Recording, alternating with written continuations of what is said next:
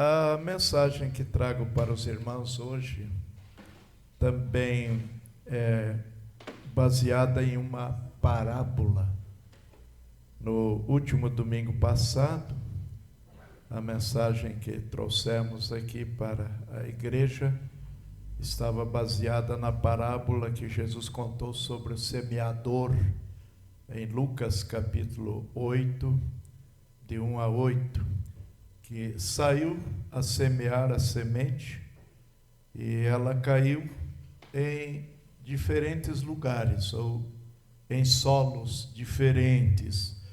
A primeira semente caiu na beira do caminho, os pássaros vieram ali e comeram aquelas sementes, portanto, ela não produziu. Depois, o terreno pedregoso, sementes caíram num solo com muitas pedras, germinaram, mas o sol quente queimou a raiz e, obviamente, não progrediram. A terceira caiu no meio de espinhos. Nasceu, estava crescendo, viçosa, mas os espinhos sufocaram. Mas, por último, uma porção da semente do semeador caiu em terra boa e produziu muito fruto. Quando Jesus contou essa história, foi para ilustrar os diferentes grupos de pessoas que ouvem a mensagem do Evangelho. As primeiras três, ou os primeiros três grupos, não é? Da beira do caminho, do terreno pedregoso, dos espinhos, não frutificaram.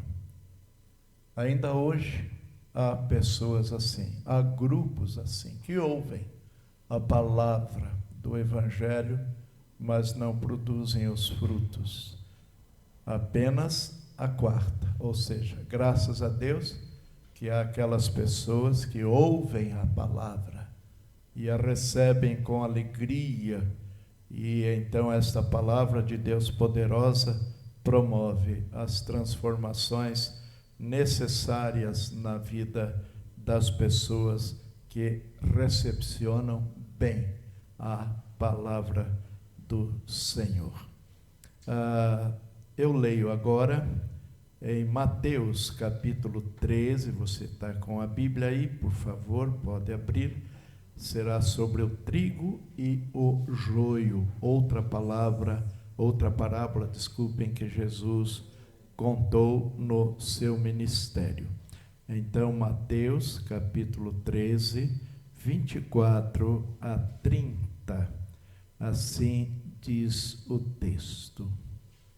Propôs-lhe outra parábola, dizendo: o reino dos céus é semelhante ao homem que semeia boa semente no seu campo. Mas, dormindo os homens, veio o seu inimigo e semeou o joio no meio do trigo e retirou-se. E quando a erva cresceu, frutificou, e apareceu também o joio. E os servos do pai de família, indo ter com ele, disseram-lhe: Senhor, não semeaste tu no teu campo boa semente? Por que tem então o joio?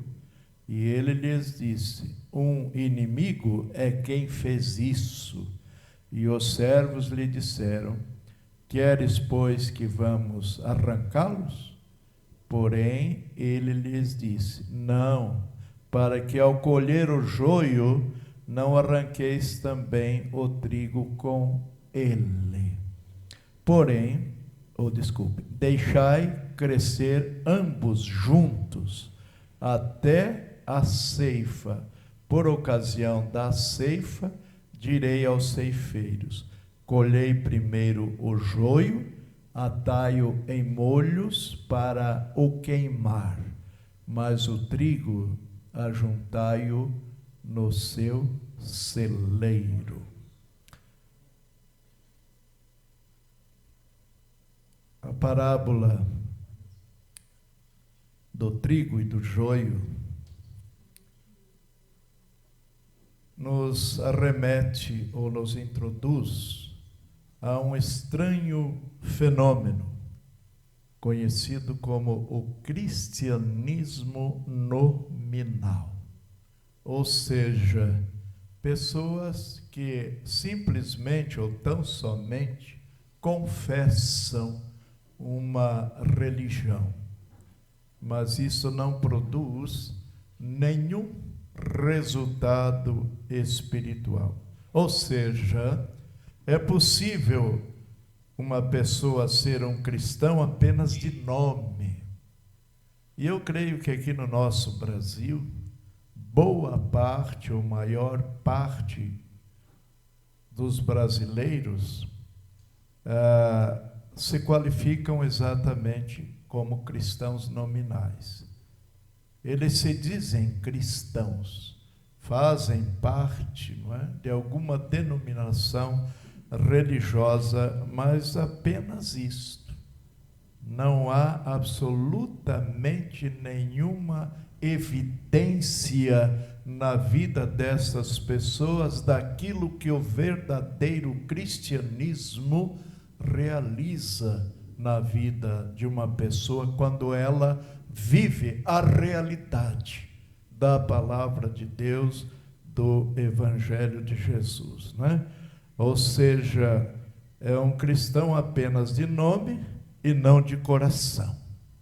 Na aparência apenas, mas não na realidade. É triste dizer isto, meus irmãos, mas esta parábola que Jesus contou, ela traduz uma grande realidade, infelizmente, de grande maioria das pessoas. A história aqui que Jesus contou, ou a parábola, ela é muito clara. Se você prestou atenção na leitura, havia dois semeadores. Um era o dono do campo e outro era o inimigo. Havia duas culturas, ou seja, dois tipos de sementes que foram lançados nesse campo. Um, o trigo, uma boa cultura, não é? Outro, o joio. E haveria aqui duas ceifas também, como diz o texto que lemos, ou colheita, pois o joio seria queimado e o trigo armazenado. Isso simboliza, meus irmãos, que diante de Deus há apenas dois grupos de pessoas: aqueles que são verdadeiramente cristãos, que um dia confessaram Jesus como Salvador, receberam no seu coração e receberam o dom da vida eterna.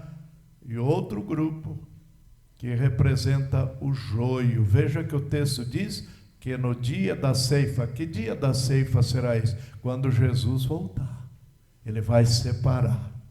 O trigo vai para o armazém, que simboliza exatamente os salvos. E o joio, que simboliza os perdidos, serão queimados. O que significa isto? O inferno.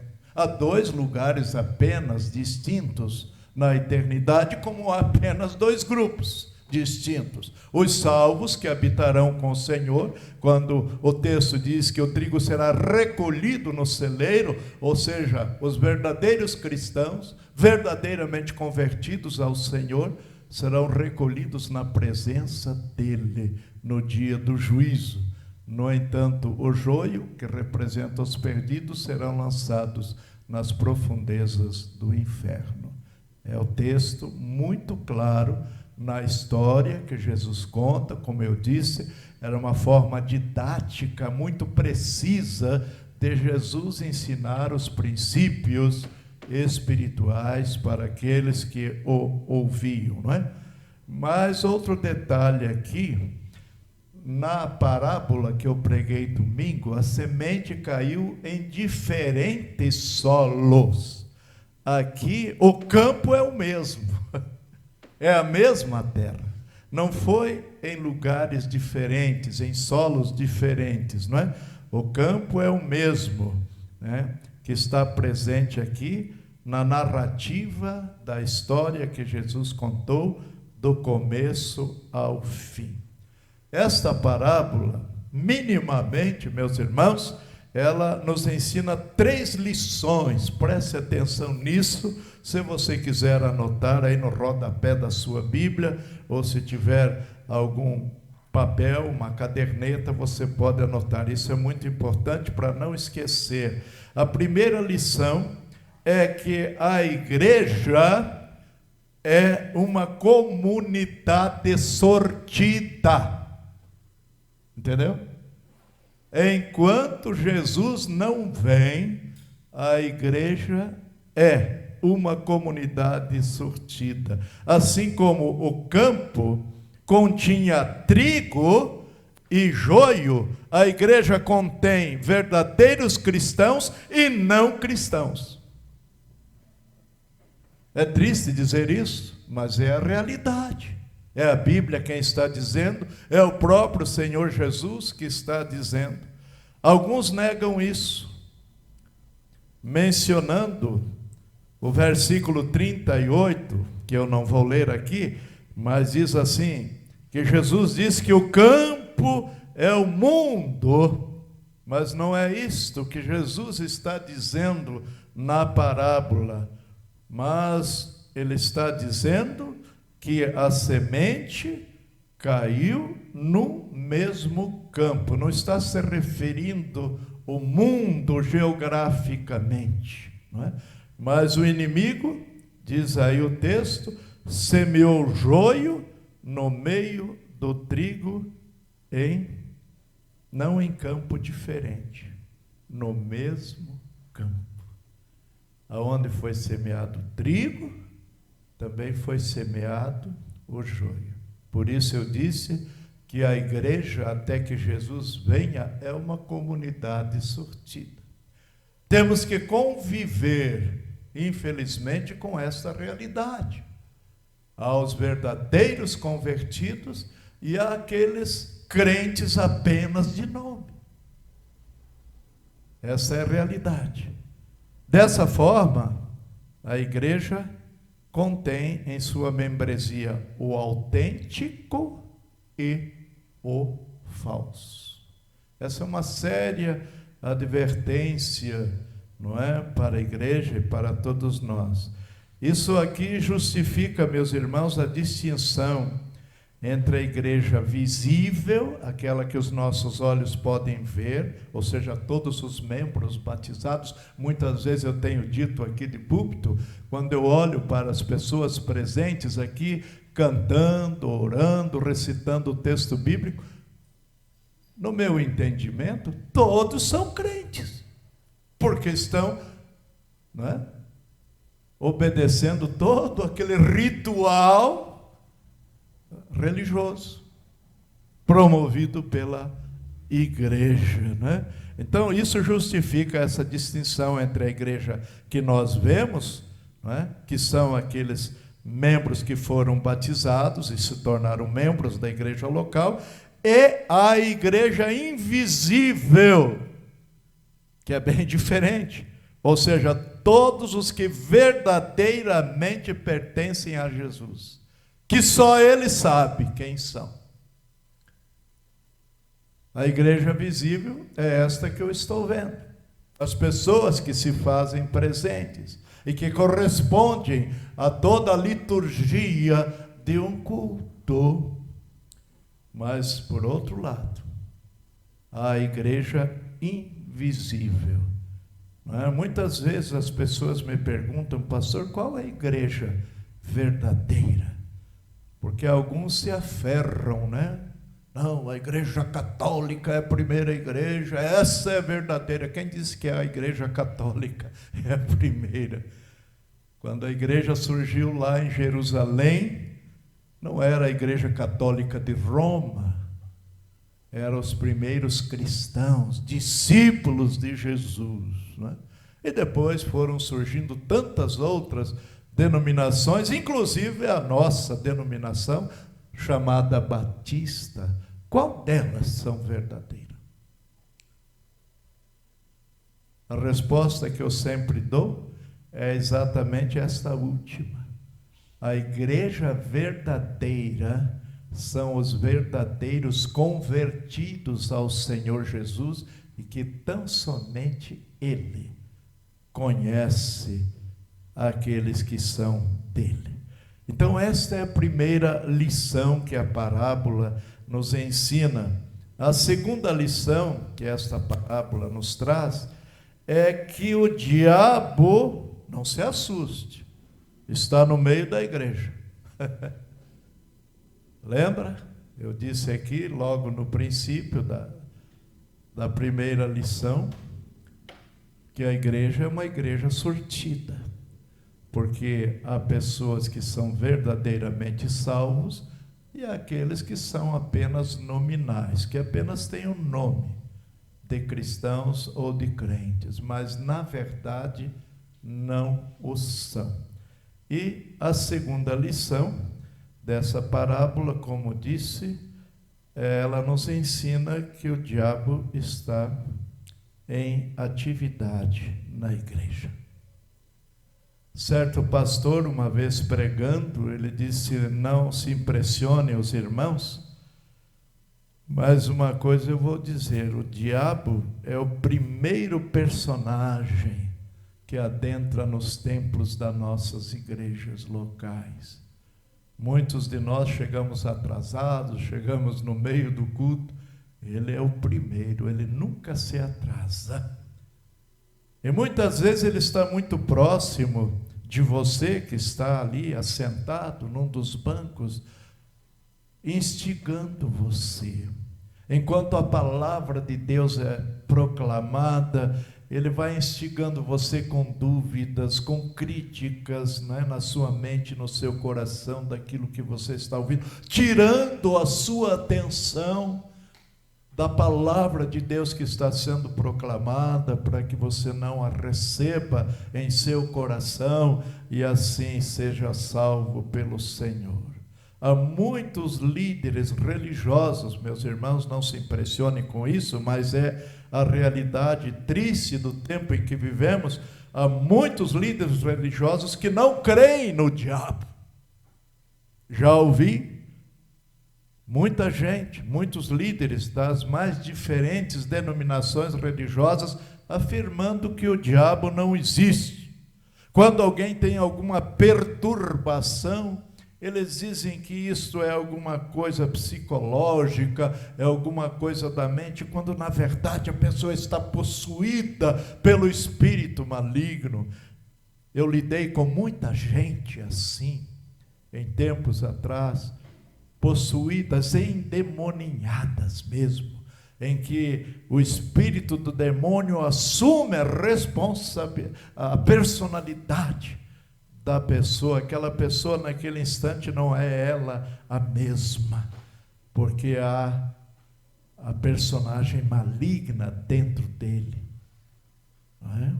Então, o diabo existe sim, e ele está vivo, e ele está ativo no mundo e até mesmo na igreja. É só você olhar, é só você ligar a televisão, você vê cada coisa acontecendo. Coisas que jamais você imaginava que poderia acontecer, está acontecendo. Todo dia você vê, não é? Naquele jornalismo policial, a mulher que matou o marido que matou a mulher porque não aceitou a separação, o filho que matou o pai que matou o filho, o pai que estuprou a filha, e por aí afora. As coisas mais tristes estamos contemplando. O que é isso? É o diabo. É Satanás agindo na vida das pessoas. Outro dia alguém me trouxe aqui o pedido de oração por uma menina de 11 anos que estava tentando suicídio. Pode isso? Uma criança que ainda está em formação, que ainda não tem problemas que um adulto tem, preocupações que um adulto tem, tentando tentando o suicídio. O que é isso? Obra de quem? De Satanás. Como eu disse, muitos líderes, infelizmente, não creem, líderes religiosos, mas Jesus cria. E isso deve ser o suficiente para nós. Quando Jesus, aqui na parábola, ele fala que o inimigo veio à noite e semeou a semente do joio, esse inimigo é o diabo. Enquanto o evangelho, que é a boa semente, que é representado no trigo, é lançado sobre a terra, o diabo vem e lança a sua semente para confundir. O diabo se infiltra na igreja com seus agentes, que na maioria das vezes têm aparência de cristãos genuínos. Na aparência eles parecem. É muito fácil identificar essas pessoas. Você liga a sua televisão e hoje, 24 horas por dia, nos mais diferentes canais, lá tem alguém com a Bíblia na mão, se alvorando como bispo, como apóstolo e por aí afora,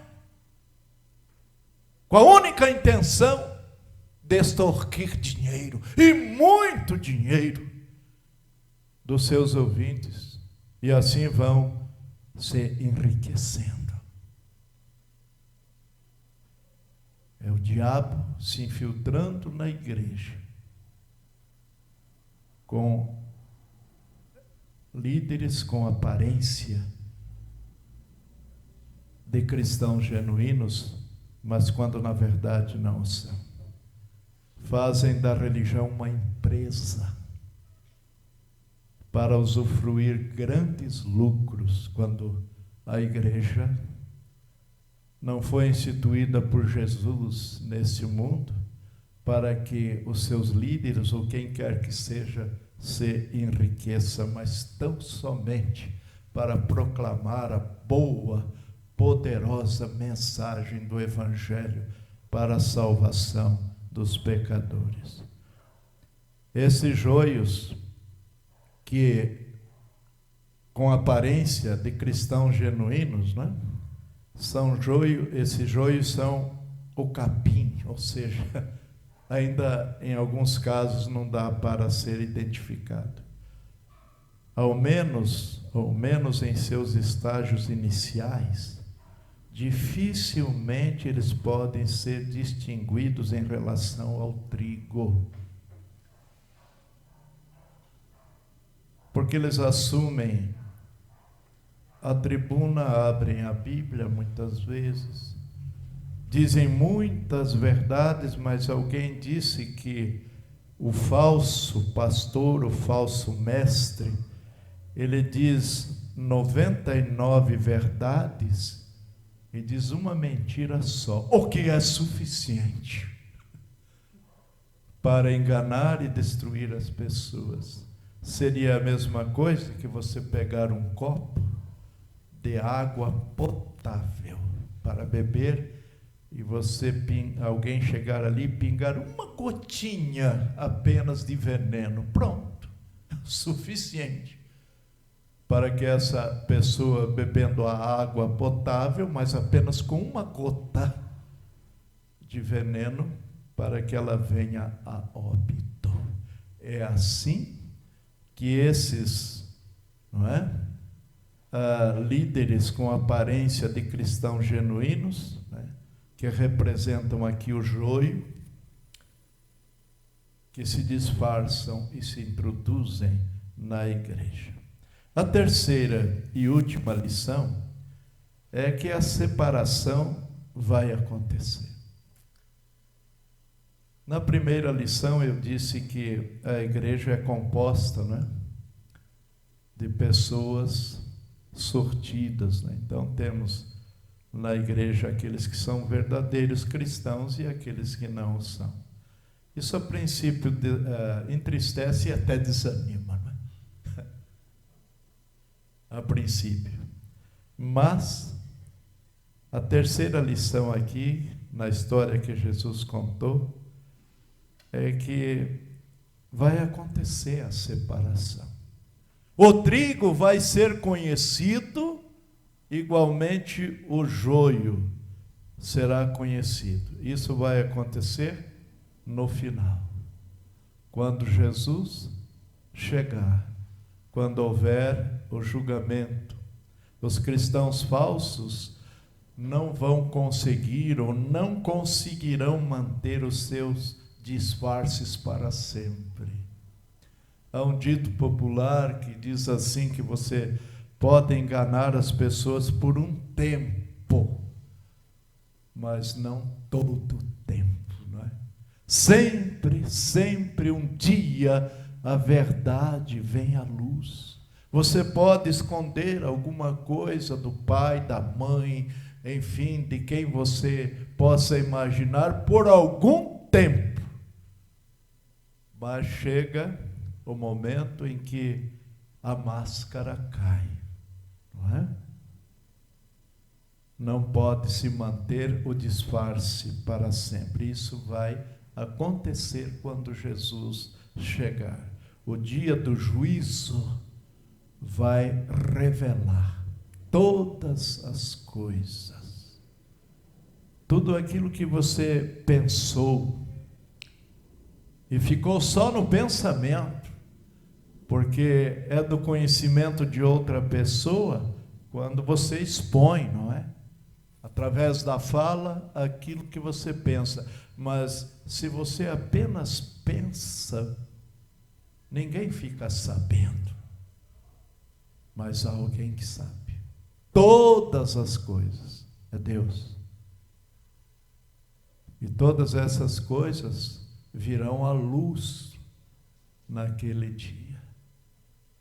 Todo disfarce será revelado, né? Enquanto isso, meus irmãos, nós não devemos fazer o trabalho de Deus para separá-los. Jesus foi claro.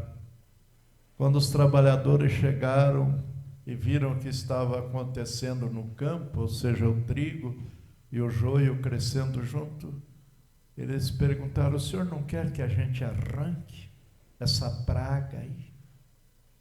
Deixar só o trigo crescendo?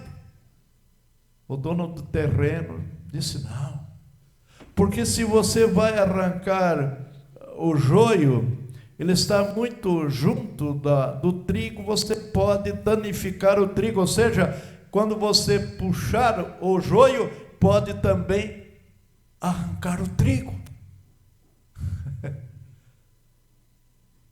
Jesus tinha sabedoria extraordinária e, como disse, uma didática eficientíssima para expor o seu ensinamento.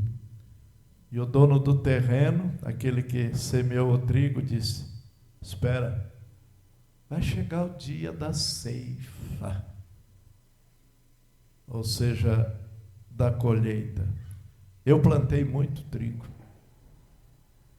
quando menino e parte da minha juventude, lá no sul do Paraná, na cidade onde vivíamos, a preferência da cultura era trigo, semeava-se muito trigo. E eu me lembro que crescia-se muitas ervas daninhas no meio do trigo. Quando chegava a época da colheita, então nós íamos colhendo o trigo e separando uma coisa da outra. O trigo para o lado de cá, a erva daninha para o lado de lá, para não misturar a semente, para não contaminar a boa semente, no caso, o trigo, né? No entanto, meus irmãos, isso não quer dizer que a igreja não deva, ou que a igreja deva ser uma comunidade inclusiva e que não haja espaço para disciplina na igreja. Quando Jesus diz isto, né? Não arranque o joio enquanto ele está crescendo, isso só vai acontecer na ceifa, que haverá essa separação. Alguém pode concluir então Não precisa haver disciplina na igreja. Só que nós temos que olhar a Bíblia no seu contexto geral. Quando lemos as cartas escritas por Paulo, você vai ali verificar muitas orientações que Paulo deu às igrejas, especialmente a igreja de Corinto, quando houve ali um escândalo, né, de um pecado muito sério na igreja, que Paulo aconselhou que aquela pessoa que fazia parte daquela igreja, ou reunia-se naquela igreja com os irmãos, ele deveria ser disciplinado, ou seja, afastado da igreja. Há um velho ditado, né, que diz que uma batata podre no saco faz apodrecer todas as batatas. E é verdade. Então, a disciplina, ela deve ser exercitada na igreja, para aqueles que se opõem à sã doutrina e aos valores cristãos, e àqueles que se dizem cristãos e comprometem o bom testemunho da igreja.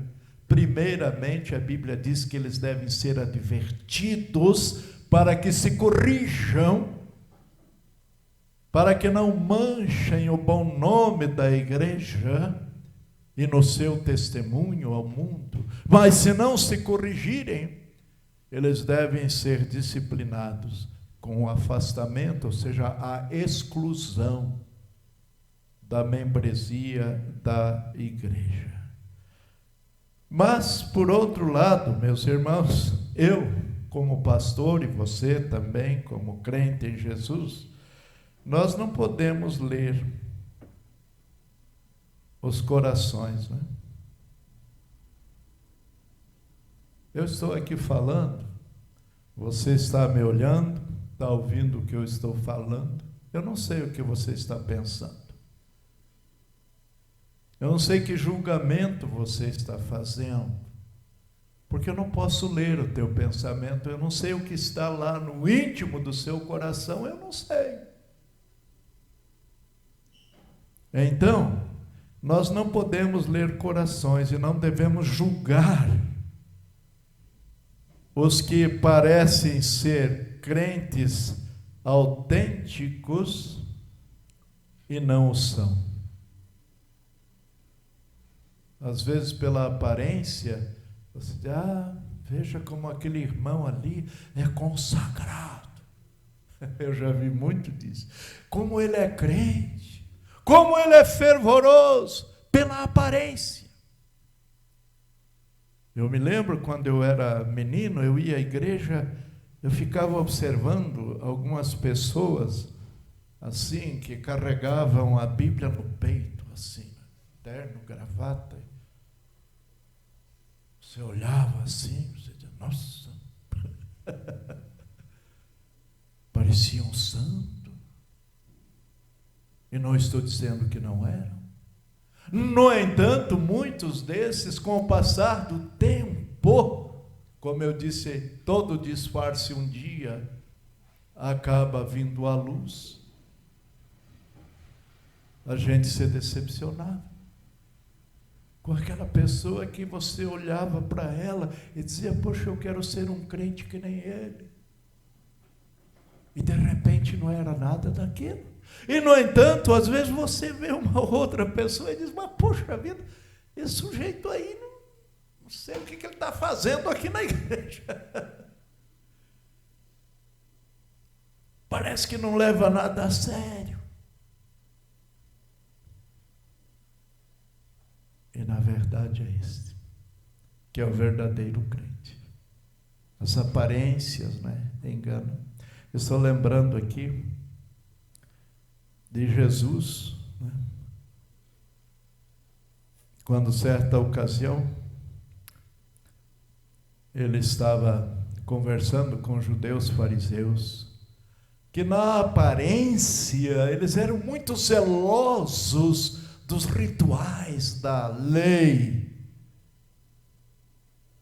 Por isso eles desprezaram a pessoa de Jesus, porque Jesus veio para abolir a lei, ele veio para escrever a lei no coração, não apenas na tábua, ou no papel, no pergaminho, como era antes, em que as pessoas se aferravam à observância da lei na letra, mas na vida não. Certa ocasião, Jesus os chamou de sepulcros caiados. O que Jesus quis dizer com isso? Bonito por fora, podre por dentro. Você vai num cemitério, né?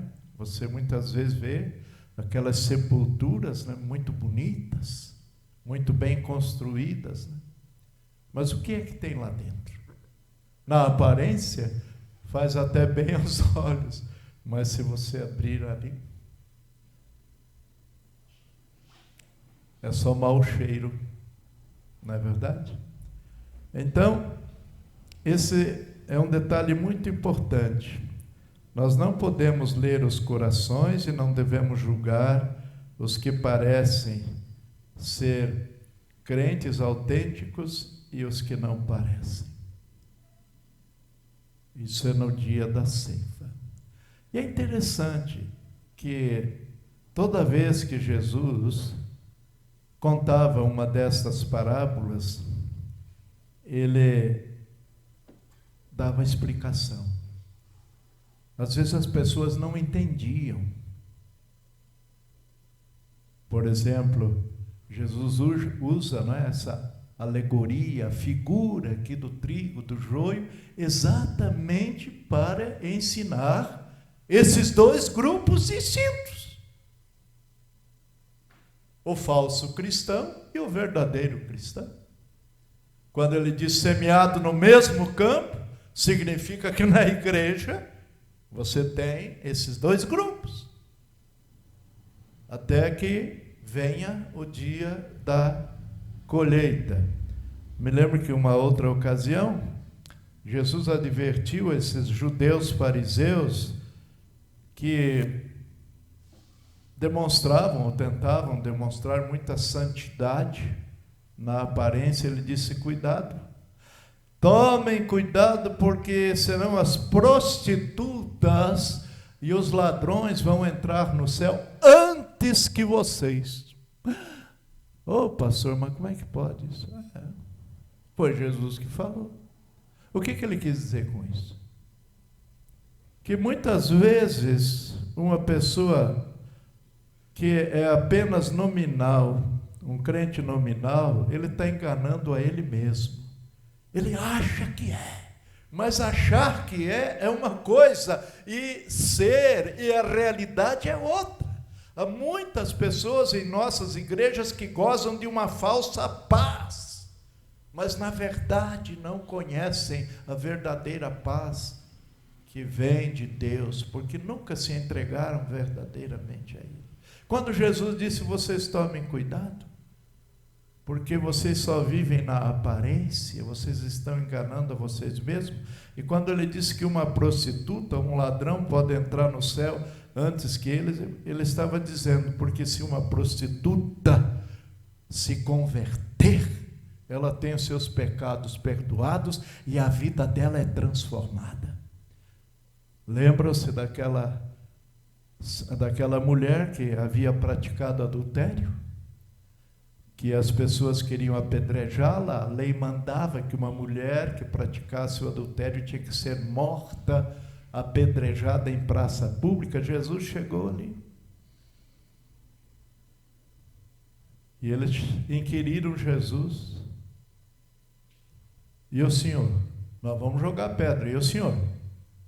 Jesus estava escrevendo alguma coisa lá na areia, não sei o que, a Bíblia não especifica.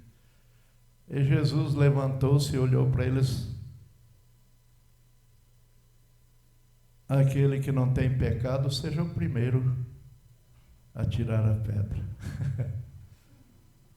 E um por um foram deixando a pedra cair no chão e foram embora. Aí Jesus olhou para aquela mulher que cometeu adultério e disse: mulher, ninguém te condenou. Ela disse: não, nem eu te condeno. Vai, só tem um detalhe, mas não peques mais. Isso é conversão. Essa mulher foi salva. Era uma mulher que vivia no adultério. Eu preguei o evangelho por 8 anos na antiga casa de detenção em São Paulo. Conheci sujeitos ali abomináveis, terrivelmente abomináveis, que se você olhar, e muitos irmãos da minha igreja diziam assim: Joel, por que você vai pregar o evangelho lá? Essa gente tem que morrer lá, tem que apodrecer na cadeia. Mas a Bíblia diz: lembrai-vos dos presos. E eu me lembrava deles.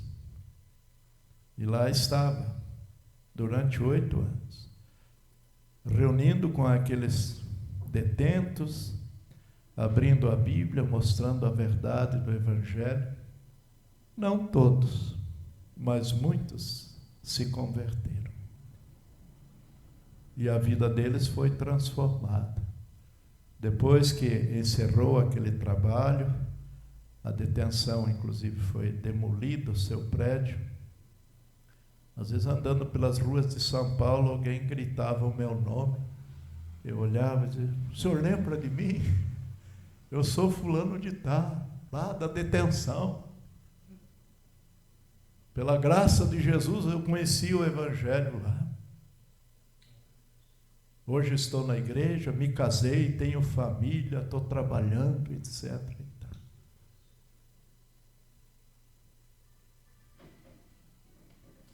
Coisa para refletir, meus irmãos. E a parábola é uma séria advertência. Cuidado, para não ser um cristão apenas de nome. Lá na parábola de domingo, a semente que caiu em boa terra produziu 60, 100 por 1. Muito fruto. No entanto, os 3 primeiros grupos não produziram nada. Ouviram a mesma palavra. A semente representa o Evangelho de Jesus. Então, ouviram. Mas o coração de cada pessoa que recepcionou, que ouviu aquela mensagem, foi diferente. Hoje não é diferente. Como pastor há tantos anos, eu tenho falado com muitas pessoas.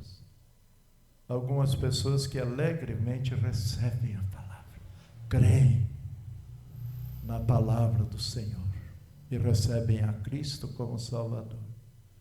Outros, como se costuma dizer na gíria, ficam em cima do muro, né? Ah, eu acredito em Deus, eu não faço mal, eu não fumo, eu não roubo, eu não mato. Está tudo bem. A Bíblia diz que todos nós somos pecadores e separados estamos de Deus por causa do pecado. Porque Deus abomina o pecado. Ele ama o pecador, mas abomina o pecado. Por isso necessário se faz, quando alguém ouve a palavra, receba-a no seu coração. Assim ele vai experimentar o poder da palavra do Senhor, que salva, que cura, que liberta a alma humana da condenação. E aqui no versículo 36, se você não fechou a Bíblia, Jesus dá a explicação para aqueles que porventura não entenderam. Veja o que ele diz aqui no mesmo capítulo, a partir do verso 36 até 43, e eu termino aqui minha palavra. Então, tendo despedido a multidão, foi Jesus para casa. E chegaram ao pé dele os seus discípulos, dizendo: explica-nos a parábola do joio do campo. Eles não haviam compreendido bem, os próprios discípulos de Jesus. E ele respondendo disse-lhes: o que semeia a boa semente é o Filho do Homem, ou seja, o próprio Jesus, que veio trazer a boa semente do Evangelho. O campo é o mundo. A boa semente são os filhos do reino, e o joio são os filhos do maligno. Falamos sobre isso. O inimigo que o semeou é quem? É o diabo. E a ceifa é o fim do mundo. E os ceifeiros são os anjos. Assim como o joio é colhido e queimado no fogo, assim será na consumação desse mundo, ou seja, no fim do mundo. Mandará o Filho do Homem os seus anjos, e eles colherão do seu reino tudo o que causa escândalo e os que cometem iniquidade, e lançá-los-ão na fornalha de fogo, e ali haverá pranto e ranger de dentes. Então os justos resplandecerão como o sol no reino do seu Pai. Quem tem ouvidos, disse Jesus, ouça. Essa advertência sempre Jesus faz no final das suas parábolas. Percebeu? Jesus esclareceu bem aquilo que os discípulos não haviam compreendido. O joio significa exatamente os filhos do diabo, aqueles que não deram ouvido ao Evangelho e não se arrependeram dos seus pecados. Diz a palavra do Senhor aqui, que eles serão lançados na fornalha de fogo. Aqui é o símbolo do sofrimento eterno no inferno. Veja que diz ali, haverá pranto e ranger de dente. Uma vez eu falava com alguém sobre isso, ele disse, pastor, o inferno é aqui mesmo. Inferno não existe. Como eu disse aqui, não é? Que há muitos líderes religiosos que não creem na existência do diabo, assim também há pessoas que não creem na existência do inferno. Aqui está claro. E as pessoas, muitas vezes, e uma pessoa assim me disse, o inferno é aqui mesmo. Há tanto sofrimento aqui. Eu falei, meu amigo, se o inferno for aqui, eu quero viver para sempre aqui. Porque o sofrimento que eu passo, enfrento aqui, que você enfrenta aqui, mas não se pode comparar o sofrimento do inferno. Aqui hoje você está sofrendo. Amanhã você pode não estar sofrendo. A nossa vida se alterna com momentos bons, agradáveis e com momentos não agradáveis. Não é assim? Agora aqui não. Aqui é o destino eterno, significa não muda mais a condição da pessoa. O trigo recolhido no celeiro, como diz o texto, são os verdadeiros cristãos que estarão na presença gloriosa de Deus em descanso, em paz eterna. Todas as nossas carências que aqui passamos lá serão satisfeitas, porque viveremos na presença santa e bendita de Deus. Ao contrário do joio, que representa aqueles que desprezaram a palavra, os filhos do diabo, lá estarão. Não em paz, mas em tormento eterno, sem fim. É coisa muito séria. O Evangelho, o cristianismo é algo muito sério. Não é isso que você está vendo por aí. Não estou generalizando, mas grande parte daquilo que se chama de cristianismo aqui no Brasil e pelo mundo afora está muito distante daquilo que a Bíblia ensina. E alguém disse certa ocasião, não abrace o cristianismo se você não estiver disposto a viver aquilo que o cristianismo, através do Evangelho de Jesus, ensina. Do contrário, vai ser uma decepção muito grande para você. Essa semana a gente estava num supermercado, eu e minha esposa, e conversando com a senhora que estava no caixa, nos atendendo, falamos alguma coisa e aí nos identificamos como membros de uma igreja batista. Então ela disse: eu já fui de uma igreja, fui batizada numa igreja batista. E eu disse: e você não está na igreja? Quando ela disse fui, eu entendi que ela foi um tempo agora. Estou afastada. E eu disse: por quê?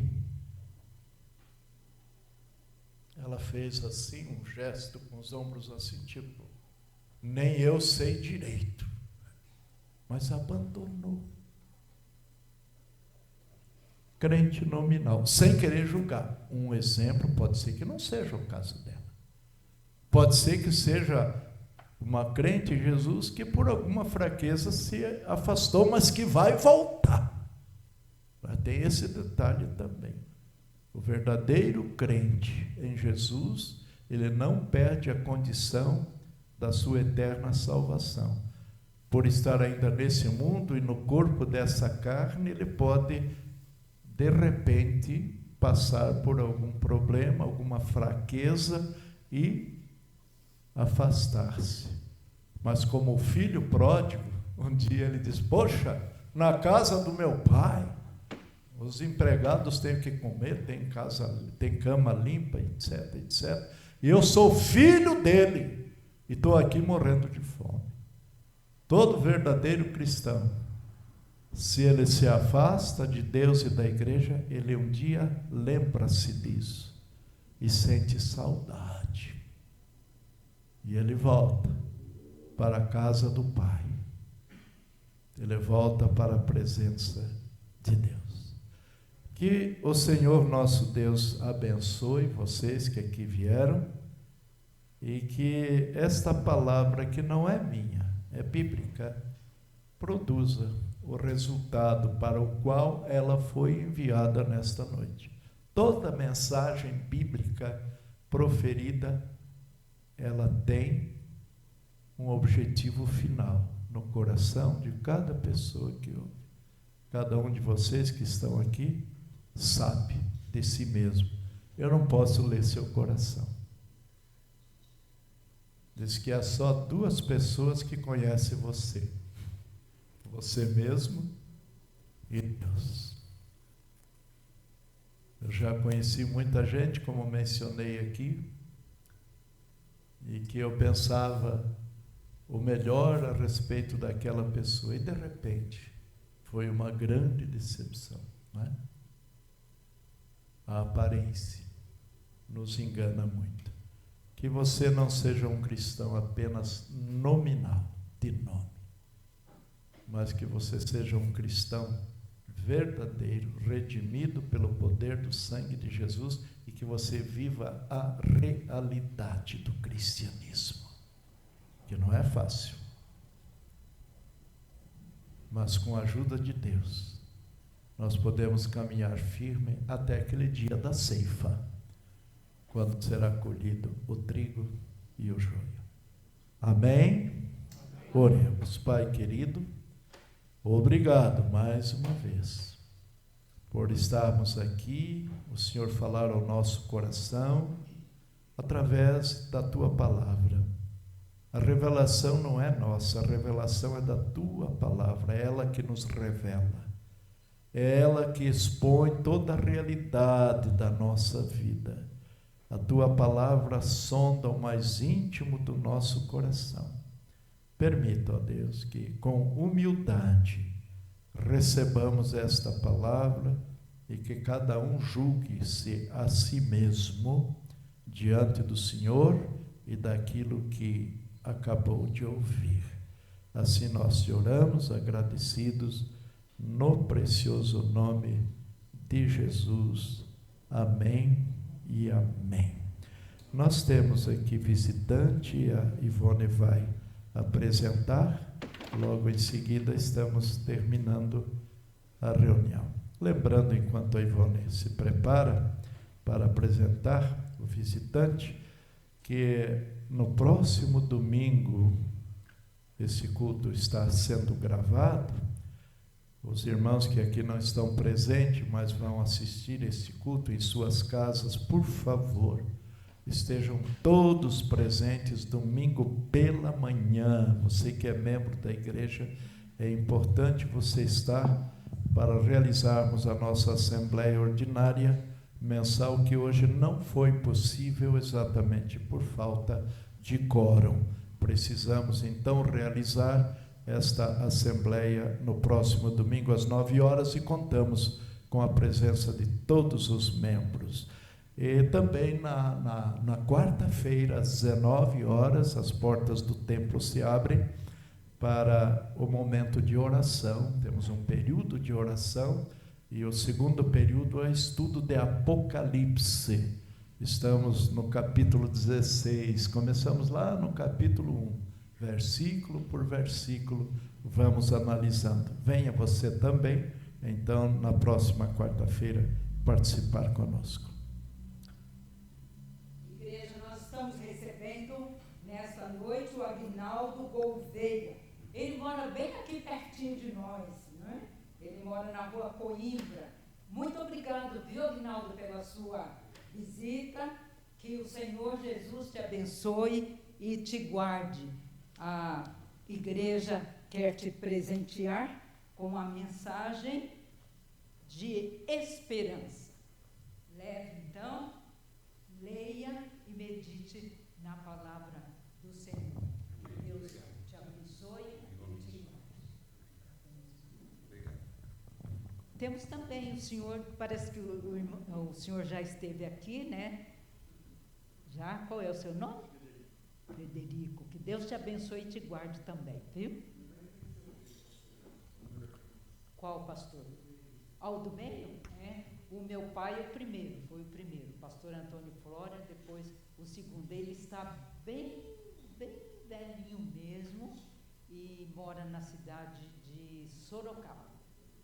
Muito doente também, né? E depois o terceiro é o meu esposo, que é o pastor Joel. Deus te abençoe e te guarde, viu?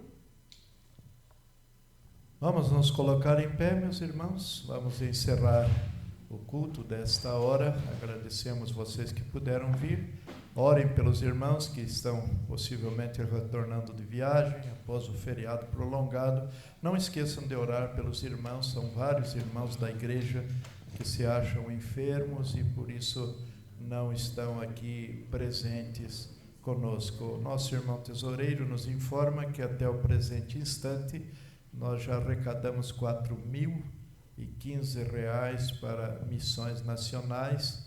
Continuemos trabalhando, irmãos, até o dia 22 de dezembro, quando vamos encerrar esta campanha, para que possamos levantar uma expressiva oferta para ajudar essa obra tão grande de evangelizar o Brasil através do ministério dos nossos missionários que foram enviados. Eu vou estar orando nesse instante, em seguida cantaremos o hino de número 237.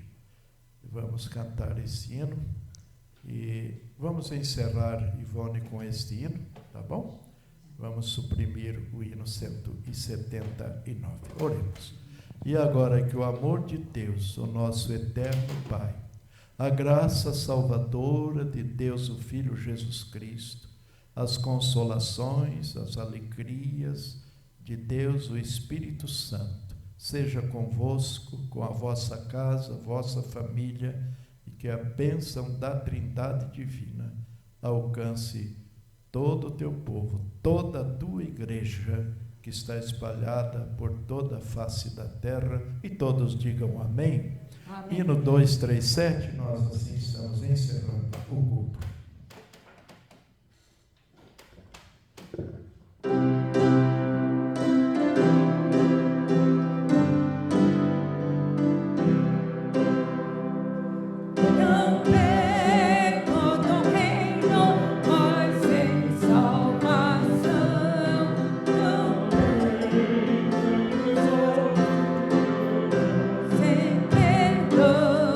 Deixar os pecados